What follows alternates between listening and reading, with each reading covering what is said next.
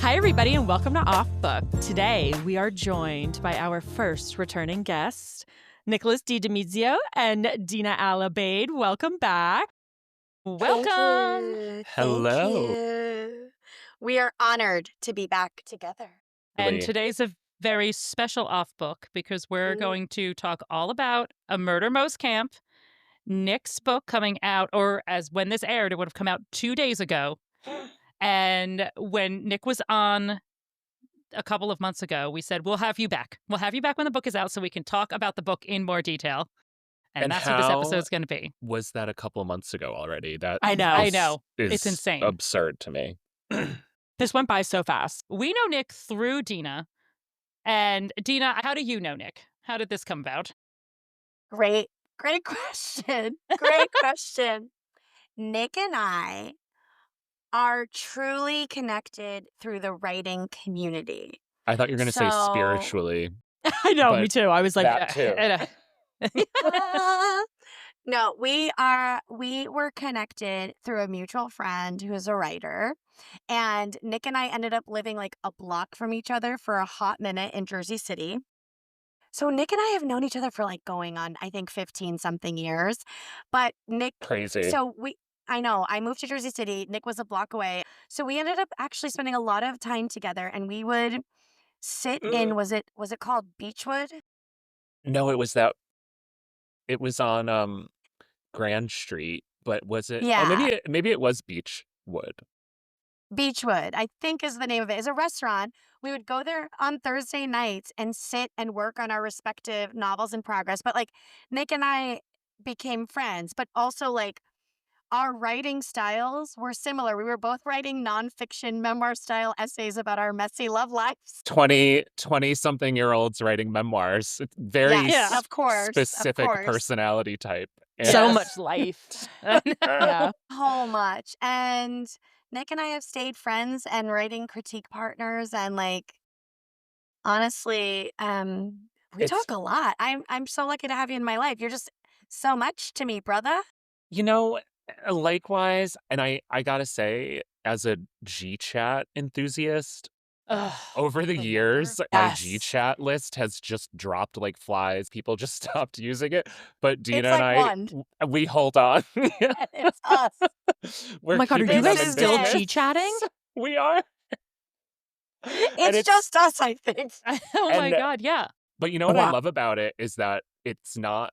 I don't know It's if it the doesn't best. do notifications or they're just not on for me, but like I have to check it. So it's always a fun surprise when I check G-chat and I'm like, oh, Dina.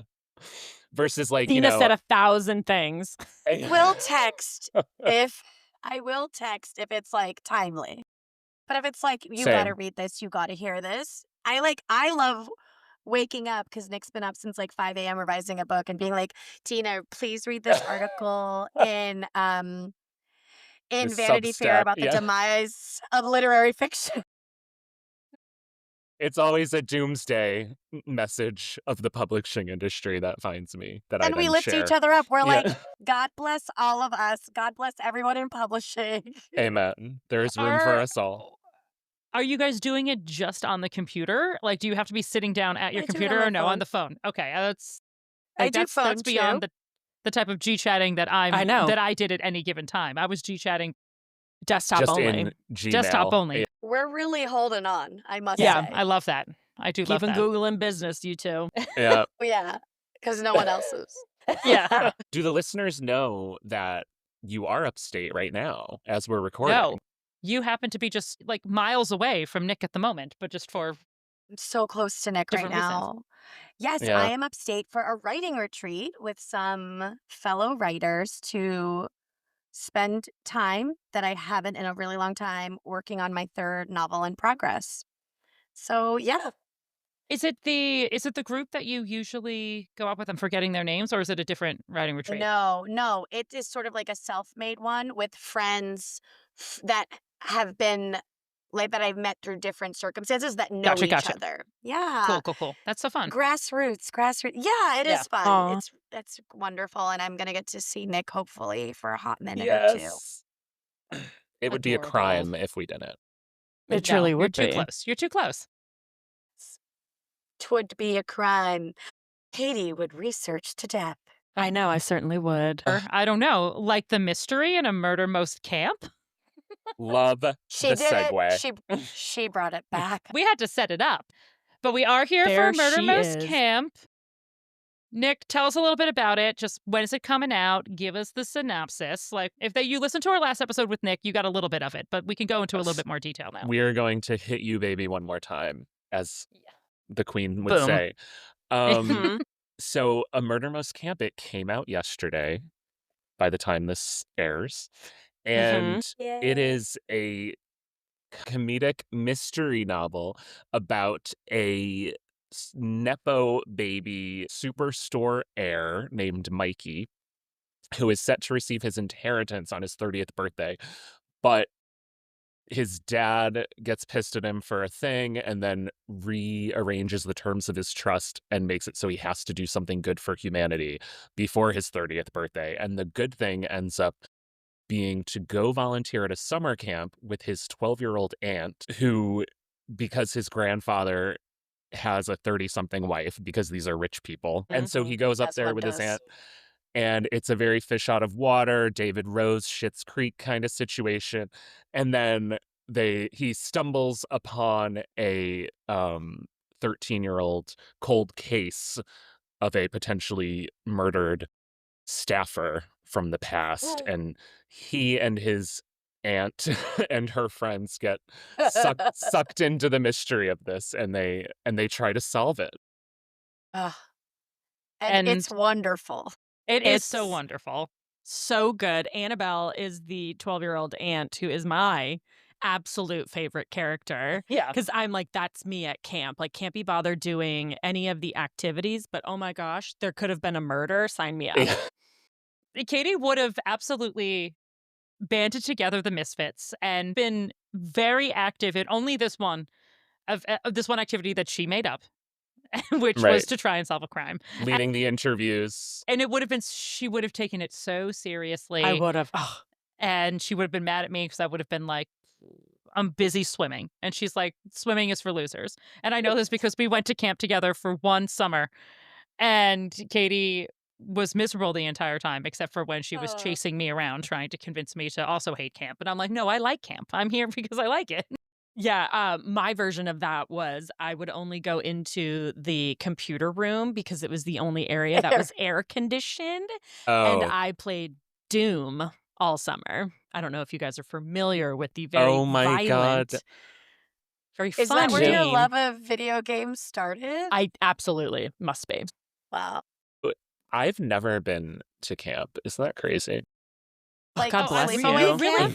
you wrote Nope. an excellent camp for someone who's never been to Have camp. have you been to a day camp? I have been to like the town Rex Yeah, rec department center. thing. Yeah. I never went to sleepaway. I did a lot of that.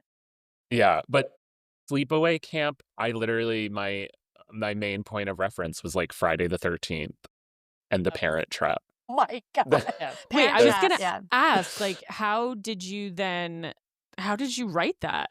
Like, what was like? He watched the Parent Trap It and was Friday the literally 13th. it was those two. What else inspired the setting? I mean, I love Lake George. I live 30 minutes Yeah, from the southern end of it, so go there a lot. But yeah, it was like kind of just the American pop culture of it all. And then my editor was a big sleepaway camp person in her childhood, so yeah. she gave all of her feedback was very like she gave a lot of Like- details that I never would have even Awesome. thought of. Oh my God, that's Yeah. so cool. Let me ask a question because this is something I've always been interested in. So, obviously, the editor writer relationship is you write, and then first draft is, from what I understand, is always Messy. Usually. Rough. let's just say, A yeah, rough like first a rough draft. draft. And then it goes to the editor, and obviously, lots of feedback. You revise a million times. But I've always wondered, is a good editor-author relationship like kind of symbiotic? Like, is there, obviously the author is writing, but the feedback that the editor is giving, like how much in your experience makes it into the book? Oh, that's such a good question. It was so different for this book than my first three books. Because for this one, there were so many moving parts, but like the main thing was that the concept itself was really born out of conversations with my editor and I, because Okay. like I it was a whole thing. Dina knows all the depths of this abyss that I was in From the 2 G years ago. chats, from the G Yeah. chats. Yeah. But basically, I was between agents.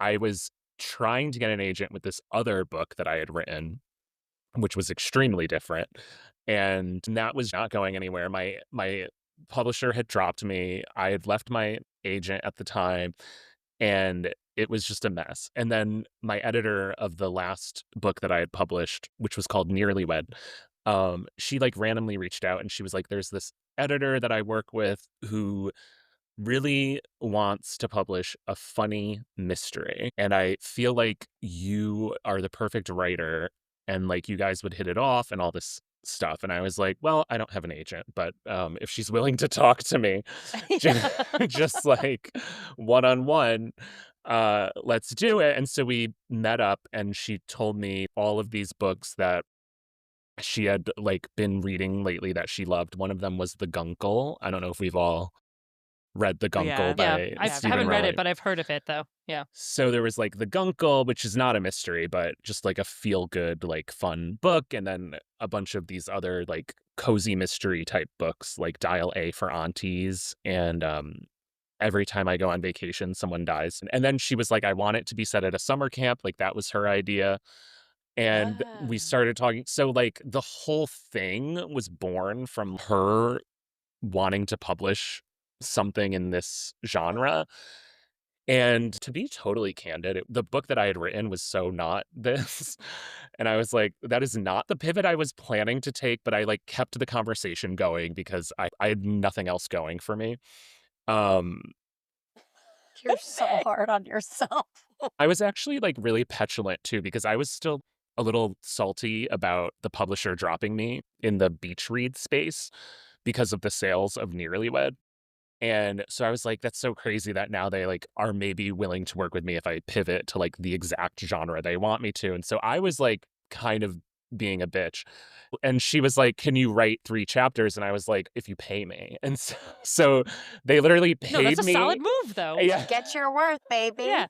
Don't you shit on spec. You're Yeah. published. Right. So they paid me to write the first 3 chapters of what eventually became A Murder Most Camp. I kept trying to get an agent with the other book that I had written, and like it was it was just tough. And but then they were magically able to put an offer in for A Murder Most Camp. So then once I had an offer, obviously I got an agent right away because you know You did their job for them. Yeah. right. And then like 2 weeks after that, I'm now like on deadline to write the book. And then I also like started my return into the workforce full time. So all of this is a long way of Yeah. saying that the book wasn't written when I started working with my editor. And then when I had to turn in the draft like on a deadline, it was under these parameters where I can only write in the mornings and on weekends and stuff. So the first draft was like a total pile of shit, like unreadable. There were chapters that were just like a few sentences like jumbled together of like, this is what I My God. want. Like I Someone's gonna die envision, here. Yeah. yeah, like by the end Now of it's this, gonna be published. Yeah. right? Like Insert hilarious scene. literally, and I was so mortified when I sent it because it was like new agent, new editor. This was the first time they were seeing my process. And Yeah. so they're like, "Oh, so his It first is. drafts are just pure garbage. Like, why did we give him a book deal?" And but then the editing process was very symbiotic, as you said. Like it was almost honestly better that I turned in such a shitty draft because then we were able to reshape it.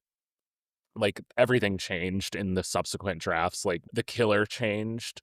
The like What? I didn't oh know Wait. that. yeah, it was a Wait, let's talk about totally it. different Let's killer Wait, in wait. the Ooh, first save draft. that for the spoiler section because I want Oh to yeah. know. But fun. I want to know that. Yeah. Um Okay. Okay. Saving it. Saving it. and like Mikey, we know he's like a film buff and Yeah. a part of how they get into the murder investigation is by making it like a true crime documentary. Like none of that was in the first draft. He was just like a guy who didn't really have any interests. And of course, once we did the film buff, that's where like the whole thing started shining because I was like, oh, I can put Yeah. every pop culture reference to my heart's desire that I've always wanted to Yeah. Yeah. use. And you did. And You you sure sure did. did. Oh, It I was so fun. milked. It's nostalgia core for sure. Yeah. I So love it Yeah. so much. yeah, it was a journey from like nugget of inspiration and desperation on my part to final book. The best start. The I know. best You know? start. Yeah. And sometimes I think that like giving yourself that framework, you know what I mean? Like the box, So real. Yeah. right? That you need to like fit in to be called a cozy mystery. A cozy Right? mystery. It's so specific. It's a box, but you can be incredibly creative inside of that box. But there you still have to hit the certain beats, you have to hit this, that, and the other thing. And it's so interesting because when it's done well, it's like it's such a mixture of the box and somebody just working within that in such a way. And sometimes I Totally. feel like that restriction can help with creativity because you're focused. Oh my God. Yeah.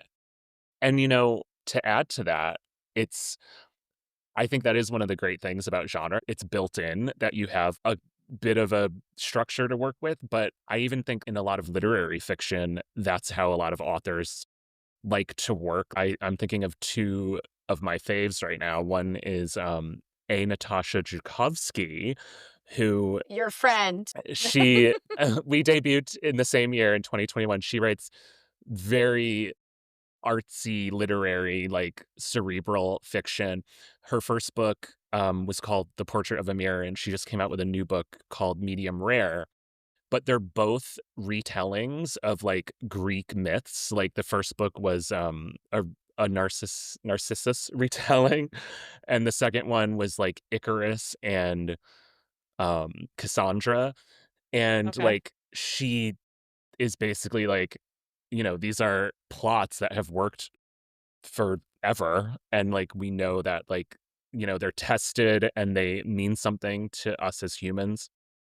And then like within that you can get so creative and just do a fresh spin on a thing that is vaguely familiar but is still feels like brand new. I feel like we've recently read, and we were talking with Emily Zogby, a friend of ours who's a poet, about how these different genres are kind of coming together. And we just read a horror rom-com You book, talk which about this a lot. I need to I read it. and I talk about this to everyone. I was talking about it this week when I was on a work trip, and I was like, it was so weird putting these two things together, but Wait, it what's the book? worked.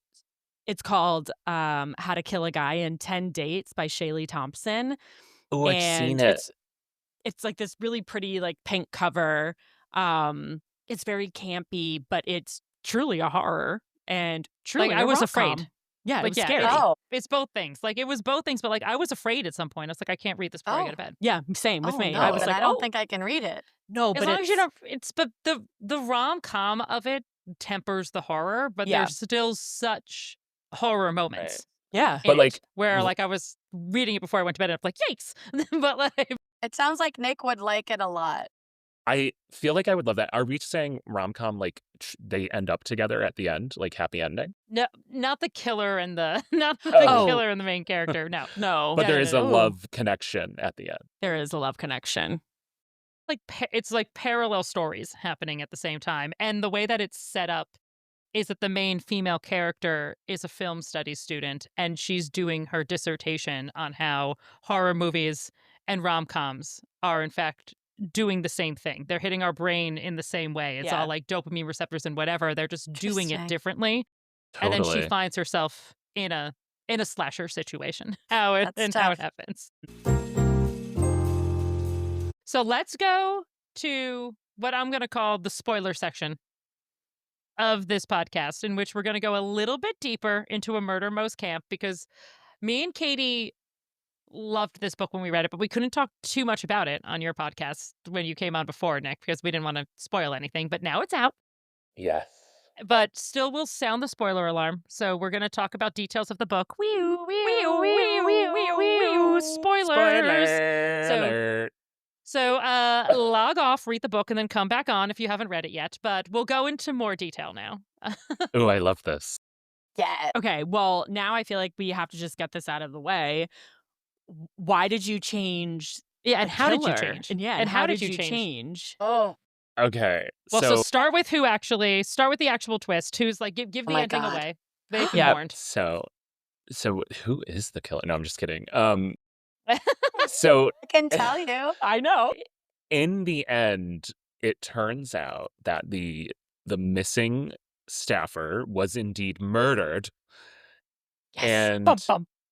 it wasn't. And there's red herrings throughout that, like maybe she was blackmailing the camp owner because she was Yeah. his illegitimate daughter, and he was paying off her Ugh. parents, but her parents blew the money, and then she bought. So that's kind of like, and that is something that happened, but um.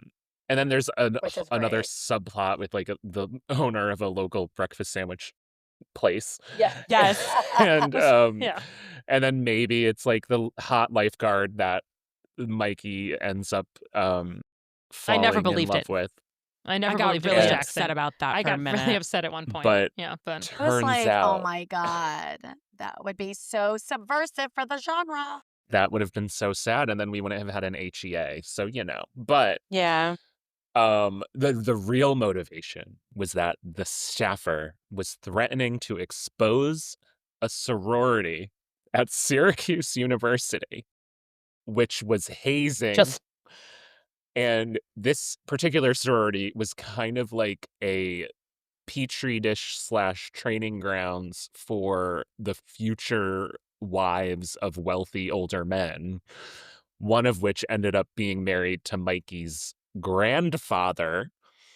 Yeah. And she couldn't have the sorority shut down because then that would cut off her access to all of these older men. And she was determined to snag a rich husband.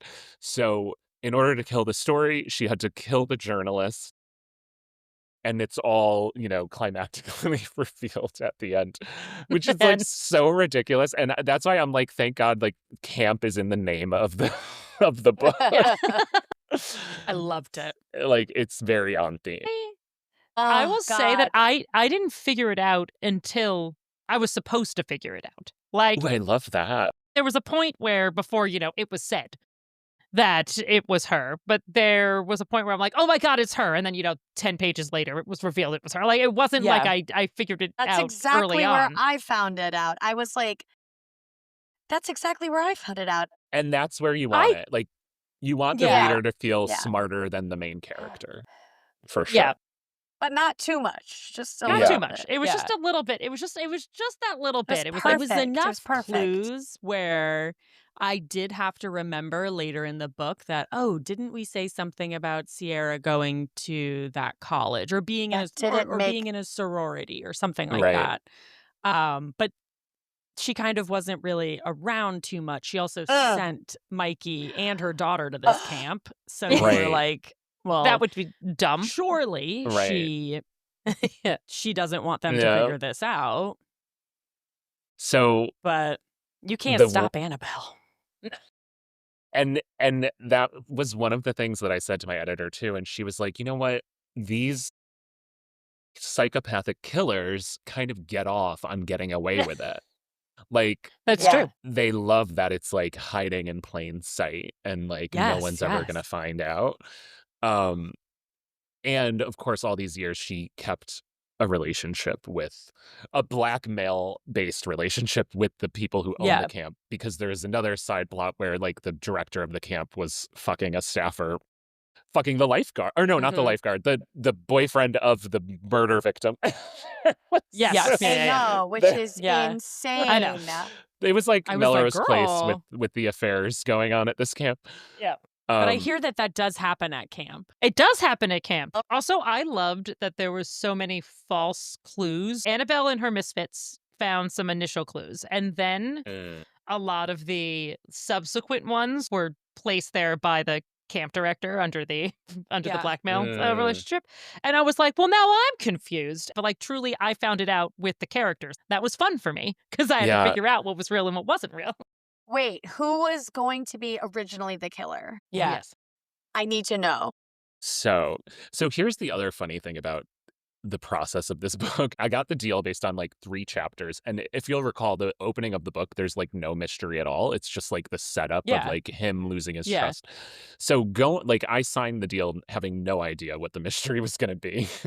And I just knew there had to be a mystery once he got to the camp. Then, before I started drafting, I did have to send in an outline for approval, but again, I was like so frazzled with work and everything that I kind of just totally half-assed the outline. And it was very like all of the major beats it would be like he finds a clue that suggests someone is the killer. And then like the next one is like new clue, different killer. And then like at Oh, the end there was like big climax, killer is revealed. And like it was literally just like obviously. a Could have been plot. anyone. It was like just the plot points of every mystery.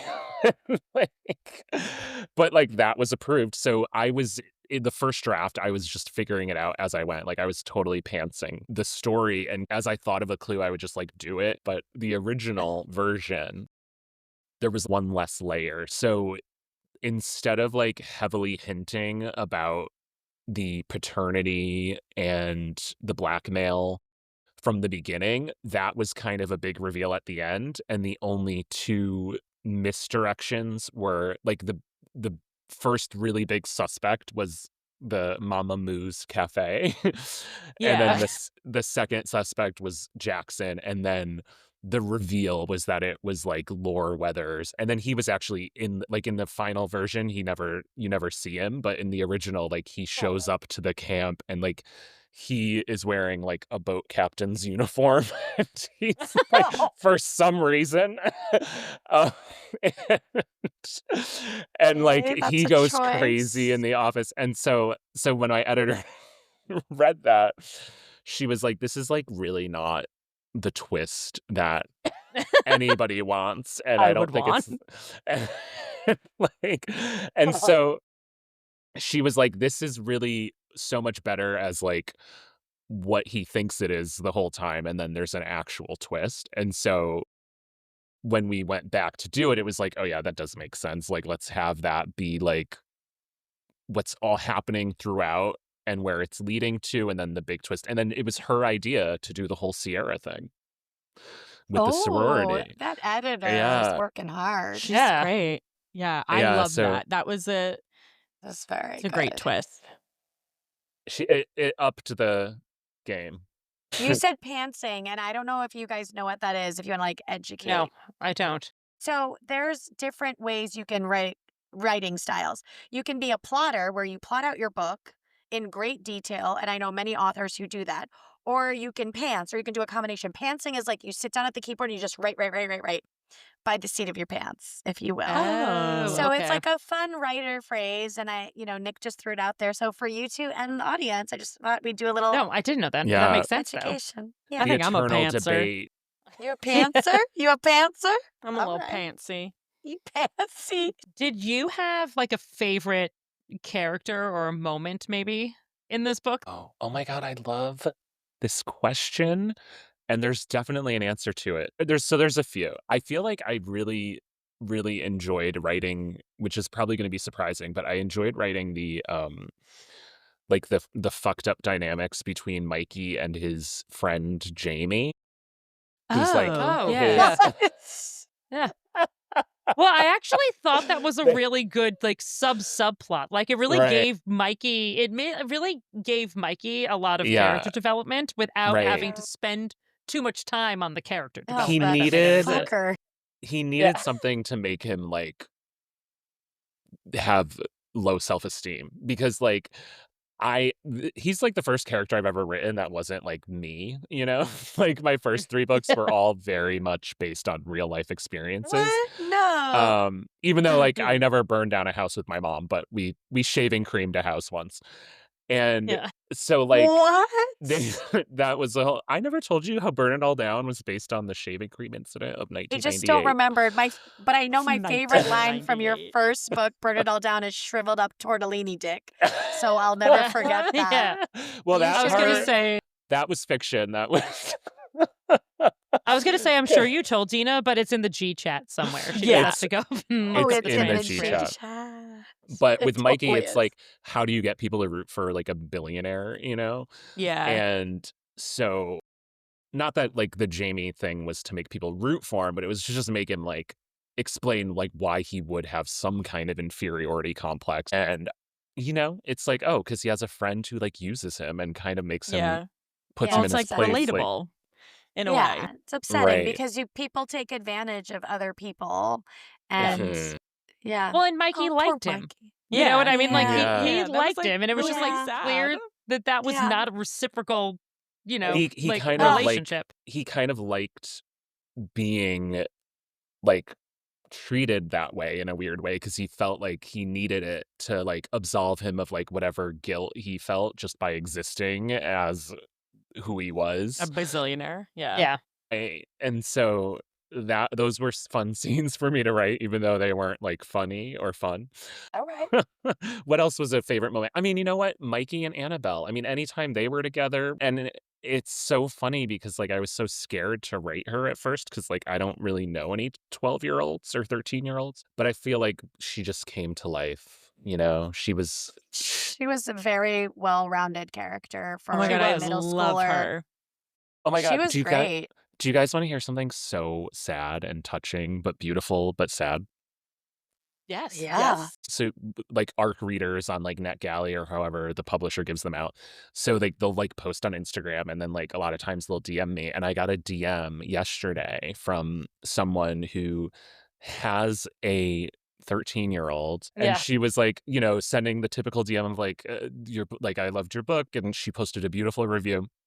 And then she was like, I just want you to know that there was a chapter when Mikey and Annabelle were in cabin 1 digging under the floors, and Annabelle was like having an episode, and Mikey was like, what is your fucking problem? And Annabelle like started talking about the kids at school who are like bullying her, Yeah.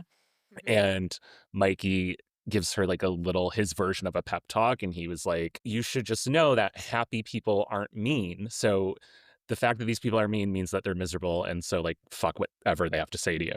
And this reader in my DMs was like, I had to share that chapter with my daughter because she's been bullied at school Oh. recently, and so now every time it comes Ah. up she says happy people aren't mean. Oh. That's absolutely gorgeous. That's beautiful. I Oh my God, know. that's so. I hope I I was remember like, that. what? And also so true. It's also so true. God. So true. So true. So, Yeah. you know, you never Happy know what people people don't are just going to go take. killing their husbands. They have endorphins through exercise. Yes. Oh my the ammonium I, the ammonium diglycolate. wait, I don't know if Mikey you would guys... have loved that. Mikey would have loved that was the Mikey answer. would have loved it. I loved that the deal when they went to camp was that Mikey was going to be her uncle and she was going to be the niece, and that's just how they were going to talk about it. Yeah. Because Yeah. Oh, yeah. that to me was like the moment where I was like, oh, this is a good guy. Well, because that starts off you know how Sierra is always talking about how Annabelle is just so this, or like Annabelle's so that. She's it's not a because sorority of girl. it's because of you idiot. Literally, Yeah, people it make is. fun of her because Mhm. you're trash and Yeah. you're married to a wrinkly old guy, and I feel like he's a nice old guy and stuff, Right. but But, you don't care that your daughter is getting berated for your life choices. right. And she's not giving her the pep talks that Mikey is. But, No. you know Yeah. what's so funny about him offering to pretend to be her uncle? That happens at the end of chapter 3. And that was in like the first draft of the 3 sample chapters that I did. And Oh. I think that was part of why they gave me the deal, because it was like, it set up that like he's going to be Something more. a thoughtful, there's going to lot be a of depth, relationship. a lot of depth. Yeah. So I think that was a good move on my part, even though I did it begrudgingly.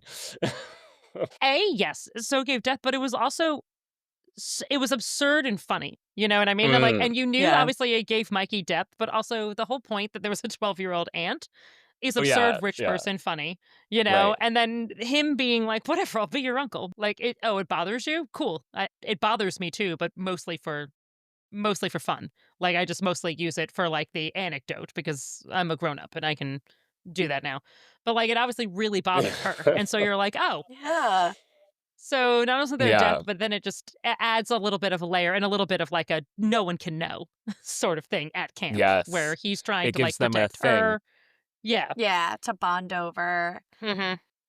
Wait, Oh. so I think I asked this when we last talked, but would you ever consider creating perhaps a series around Annabelle, or her and Mikey continue to get into trouble and solve That true would be crime? fun in the Perhaps out in city. LA, or because I he's going totally out there now. I would. I think you know what it is, and people. It's crazy how many early like the early readers and the DMs and everything like this. They always ask, Yeah. and I feel like if the book performs well enough for the publisher to like commission it, I will do it. I will We'll do definitely. our And best. I'm I would telling have, everyone. and it would be so fun to write and to like dive in, and then we get to see Annabelle like as she gets older. Like I would love that. Yeah. Okay, so we can cut this out in case you're like, wow, this is a great idea, Katie. But it could be Annabelle goes to LA with Mikey because Love it. she's going to get away from all those losers in the city that are making fun of her. Right. He is going to. And her dad dies, so that's like a pain thing to work through And for her Mikey arc. becomes her guardian.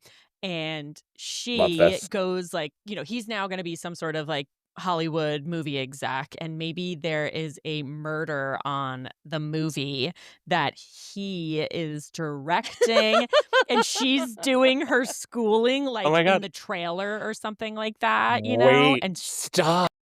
Oh my God. Okay, and like the Scream 3 of it all, like like a murder set on a movie. I'm obsessed. Yes. I literally this would possibly So be campy. what I would do. like how much Pitch fucking it fun would to that your be? editor Oh. tomorrow. Yeah. Oh my God, we're gonna have to like get you into the editorial meeting. Yeah. Like I like Wow.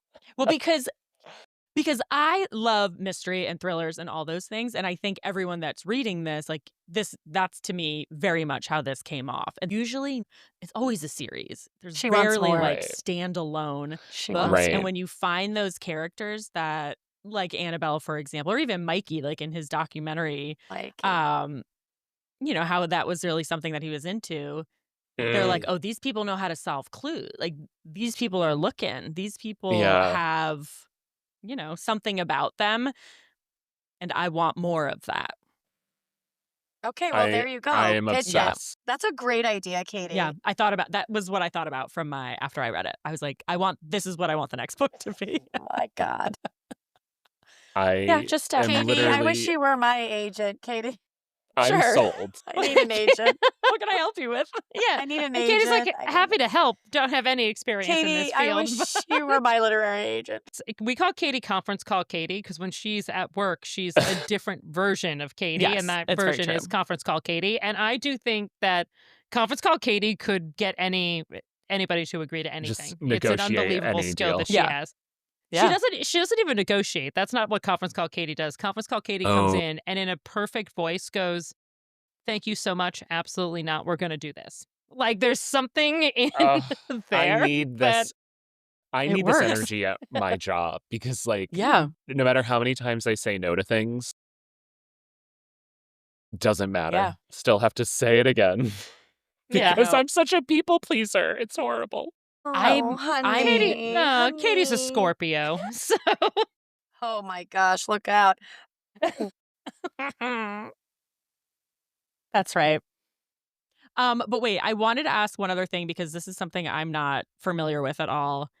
What goes on up to publishing and actually releasing a book? So I know that you've been doing some events. Like, what does that kind of all look like? And I hope you're doing something in the city or Oh my God. Jersey or You know what's something crazy? like that. There's nothing really in the tri-state There's area. nothing Other than like upsetting. other than like locally here. And then I'm doing like Houston, Arizona, Scottsdale, Arizona, Chicago, and that's really kind of it. It really depends on how many resources the publisher is willing to like put into whatever the book is. So like some authors, if they're like a lead title, like the weeks leading up to publication and then the weeks after are like nonstop insanity. And then Yeah.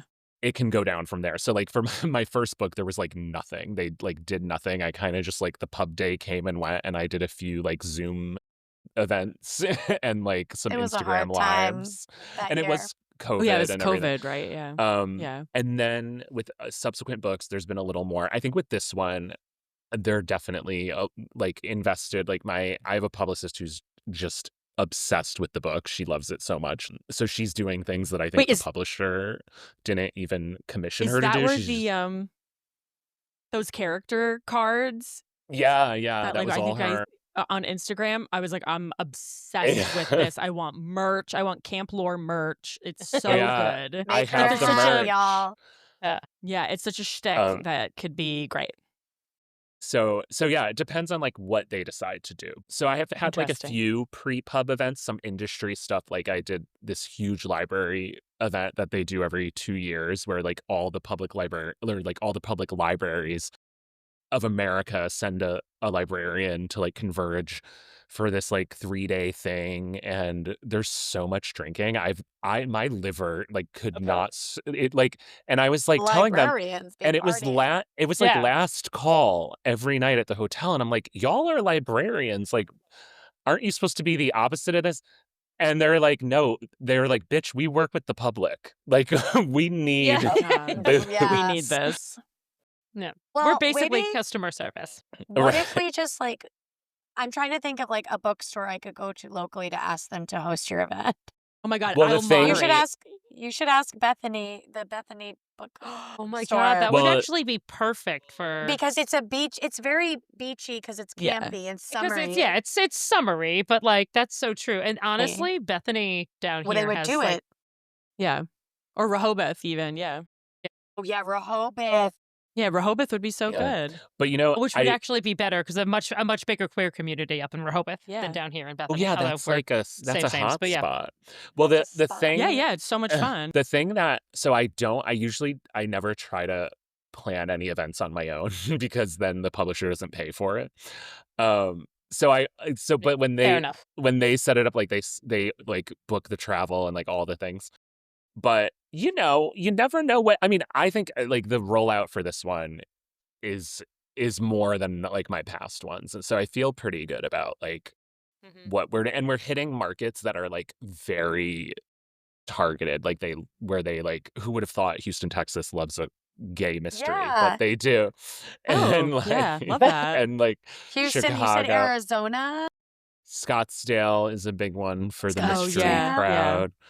Love I it. don't know if it's like coastally, there's just so much and there's so much culture that like they're not really excited to get some random author of Okay. like Stop. a I'll paperback. check in with them though. I'll Okay. see. Check in.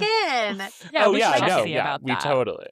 I meant more like New Yeah. York, LA, coastally, like Yeah. Yeah. But yeah, it's exciting, but I'm also like kind of just ready for June. Yeah, just for it to be like Yeah, I know. done. And I Yeah. can Yeah. I You can know. identify as like, because you're releasing a book, you're editing a book, and you have a full-time job that's Mm. busy at this particular moment. So Yeah. Oh, but it's a lot.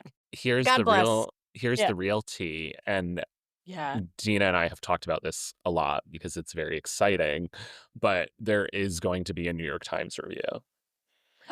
And I mean, so like exciting, but also if it's not positive, it it's will But terrifying. Exciting, but terrifying. it will unravel me. Yeah. Oh my God, but that's so exciting though. I can't So imagine great. they wouldn't love it because it's exactly What it what it says it should is. be. Yeah. It's doing the best version of the genre, right? Oh my God, And it's thank twisting it a you. little bit.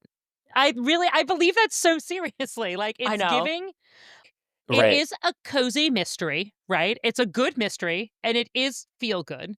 But then the Yeah. characters in it are different than what you're Yes. going to get from Right. like the other like, and that's what you're looking for. Like Mikey Yeah. is not your standard mystery guy. It has that Schitt's Creek like rich people warm feeling, but like in a Like way that family thing. doesn't feel Feel good. derivative. But like Yeah. it's there in a way that like it Right. feels like a reference and not like a anything other than. And I think there's no way it couldn't be. If it's bad, I'll find him. If they I'll find hire him. some like bitch to write it who's like doesn't, but like how could you like look at the cover? They're gonna hire someone who knows what they're getting Yeah, into. I know. Like they're not Yeah, gonna come on. hold it to a standard that's like, you know, Fran's Yeah. in or something. Lauren Graff. They're doing Lauren Imagine. Graff comparisons. Yeah. Imagine Lauren reviews it herself, and then I have to see her in Chicago because we're doing an event together, I know. and I'll be Ugh. like, "Okay, you think I'm trash? So nice to meet you. I loved your work before this happened. Why am I putting that out there?" Yeah, take it out. Take it away. No. We're Take taking it it away. away. Yes, No, we that's love. not gonna We happen. are putting positive vibes. So yeah, if it's like a glowing review, then I feel like that'll be good for the Yes. journey of the book. Yes. I've also seen before we chatted with you today, I was just like doing a quick like TikTok, Instagram, a Murder Most Camp to see what our people were doing. And everything has been overwhelmingly positive, I feel like. Yeah. On Love. Goodreads and everything too. Yeah, I Well, actually did you was see just the looking too. People.com review? Yeah, I just No, I saw don't think it. I Or- did. Well, it wasn't a review. It was just kind of a. I think I saw the one that was like It was amazing. It was the coming soon. Well, I Yeah. did see the that, coming soon. I Yeah. feel like that's a positive endorsement. Yes, I I mean, agree. It it's was brilliant. people, right? It's Cher people. Horowitz. They put Cher Yeah, and it- Horowitz in the title. So there we I go. Yeah, and know. it's like that excerpt is one of the first things that comes up on Google when you Google the book, and So that's great. cool. Yeah. So we put all Ugh. the good vibes out there. It's going to be the Put 'em year out. of camp. A murder It most should always be the year of camp, but particularly a Murder Most Camp. Yeah. Yes. Yes. All right, Nick, why don't you tell everybody where they can get your book and where you would like for them to purchase, So if it the makes a book difference? came out yesterday, and it is available. Literally any retailer will do. It doesn't matter to me. Whatever's easiest for you. I mean, you know, if you want to not support the bald guy, then Yeah. you can do an indie bookstore or like a Barnes and Noble Bookshop.org. moment, you know, one of Mhm. those. Or yeah, going in person is such a, if you use it as an excuse to go to the bookstore, then I feel like my job is done because no one ever regrets physically going to a bookstore. That's so true. They're Yeah. the best places on earth, truly. So Sometimes I tell Katie I'm going to a bookstore just to feel something. Yeah. same. Like I may Yeah. just going to a Just to bookstore feel to feel alive. something. Just gotta Yeah. go somewhere to feel something. It's I either often like do that when it was Sephora. Like if I'm having a bad day, I just need to it's similar. It's walk similar. into Sephora. So Interest- I get that. But also bookstores. yeah. Or like a crisp And- Diet Coke will do it. Yeah, a crispy Diet Coke will always hit right. Right from I McDonald's. like a full fat Coke. I'm an outlier. You know what? Mm-mm. But that can be crispy too. You know what I mean? Yeah. You like it when Yes, it's it can. crispy. Yeah. Mhm. Yeah. Yeah. Nothing flat. All right. Is there anything you wanna tease for what's next for any of Nick, Dina? Anything you wanna throw out there into the universe? Yeah. Dina, Yeah. you want to tease your podcast a little here? Of course. Yes. So Tease the I would pod. love to. Yes. I am the host of a podcast called Play This at My Funeral, which is one part music obsession and one part existential deep dive. And it's super cozy and fun. And Nick and Elise have both been on it. And Katie and I need to get to scheduling because that's I going to be a know. fun one. Yeah, I will. And by the time this airs, we will have 1 or 2 episodes left of season 2. And I'm already recording for season 3 because I do them in little yeah, I've Little got like chunks. I know. 7 recordings lined up. That's so good, Dina. So much fun. Thank you. And you can also find me on Instagram at Play This at My Funeral Podcast and TikTok. And I do too much. I have a newsletter called Write, Dance, Dance, Repeat Repeat. on Substack. Yep. I'm always reading it. Oh, you Same. guys are the best. I It was love on my ours. I love Substack us. year in review. I think it was like in the top 2. You're my fave. You know. I love it. There's always little call Nick outs has and a- shout outs. Nick has a Substack too, and Wait. I love it. Okay, I didn't know that. I didn't know that, Nick. Tell us yeah. your Substack. It's I'm his PR person. it's called Surprise. it's called Nick News, but it's really just like updates about book stuff. So although sometimes Which is great. sometimes I will post a hot take if the Oh, take yes. is Okay. if it's And they're truly good. piping, then All right. then it it'll needs to get out into the world. yeah. But love that. otherwise, it's I'll be just signing like up. self promo, But this was a Yeah. joy. I It know. was such This a was joy. a joy. Thank you so much. Remember to rate, review, and subscribe wherever you get your podcast. And remember, no genre shaming unless it's funny. Bye. Bye. Remember to buy Murder Most Camp. Out one day ago. Okay. Bye. Amen. Hey.